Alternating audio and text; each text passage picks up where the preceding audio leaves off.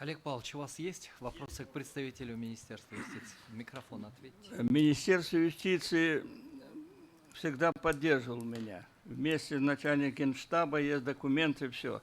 Я понял, вы сейчас против этого решения. Олег Павлович, я озвучил позицию Министерства юстиции. Для озвучивания такой информации у меня есть доверенность, уполномоченный, подписанный от имени министра юстиции. Кроме этого, озвученная мною позиция была в официальном порядке направлена также в Конституционный суд.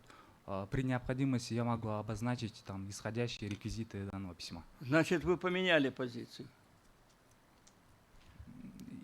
Речь о изменении позиции нету.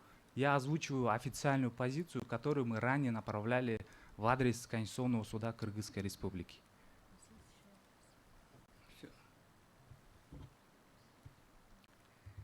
Гульдина Мылсовна, у вас есть вопросы к представителю Министерства юстиции? Вопросов не имеется. Самат Хштобекович. Вопросов нет. Уважаемые коллеги. У меня один вопрос. Вы глубоко изучали, вы очень, так скажем, тщательно сформулировали обязанности военного советника, да? Но вы в то же время совершенно не сказали функции партийных советников, которые с учетом их места в той системе государственной власти, которая существовала на тот момент, мы ничего не услышали. Вы говорили об экономических, о привлеченных там и других гражданских каких-то сферах, так? Но о партийных советниках. Вам хорошо, Министерству юстиции хорошо известно функции партийных советников?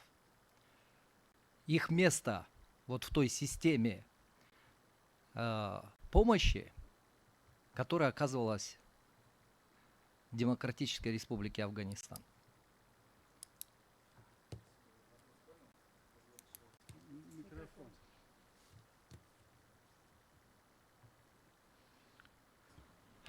Позвольте ответить на ваш вопрос. При рассмотрении данного вопроса мы, конечно, изучали на основании, мы понимаем то, что данная норма закона, она вытекает из соглашения, и в этом плане мы считаем то, что она полностью соответствует нормам соглашения, поскольку в соглашении речь именно идет о военных советниках. Соответственно, в нашем национальном законодательстве это и четко как бы конкретизировано. На ваш вопрос хотелось бы ответить таким образом, то что исходя, вот мы отметили то, что ранее были внесены законопроекты о внесении изменений, как бы коллеги отметили дважды, да, на которые поступили возражения. В том числе в процессе принятия этих законопроектов на эти законопроекты были даны официальные позиции, то есть официальное заключение правительства.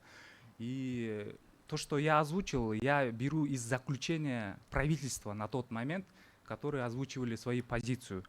Поэтому, исходя из постановления, в соответствии с которым Олега Михайловича направляли в Демократическую Республику Афганистан, само название этого документа звучит таким образом, как о направлении партийных советников для оказания содействия.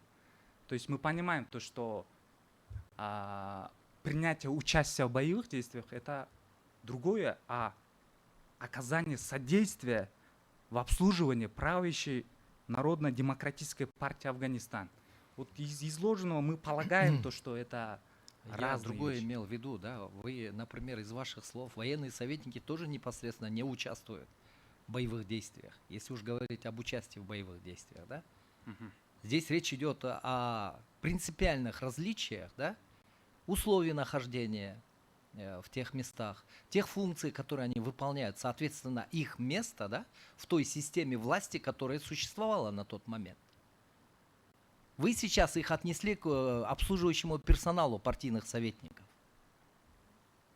Вот о чем идет речь. Для этого вам нужны веские основания. Вы до этого должны очень четко понимать на тот момент, да, на тот момент правовой статус правовой статус, да, место партийной системы, партийных органов, в данном случае Коммунистическая партия Советского Союза в системе органов власти.